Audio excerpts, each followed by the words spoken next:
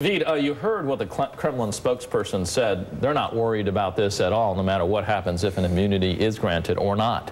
What's your thought on this spokesperson from the Kremlin actually speaking out on national TV here in the United States? A very uncommon situation. If they're saying they're not worried, they're worried.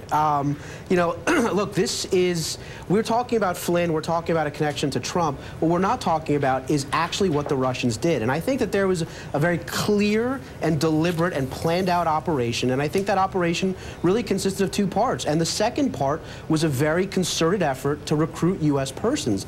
And I think, you know, we talk about the House, we talk about the Senate, we talk about the FBI investigation. I think that question of what exactly the Russians did, how they were able to, you know, potentially pitch, which is the beginning stages of recruiting U.S. persons, I think this is something that both Republicans and Democrats should rally behind. This is a big, big problem, and I think that it emboldens peer adversaries such as China to look at this as a mode that, you know, can be successful. I'm very concerned that we have senior members in the Trump cabinet that were approached by Russians with an attempt, a clear attempt to target them for recruitment, and that concerns me greatly. And I think that when it comes to investigations, that part of what Russia did is something that needs to be focused on.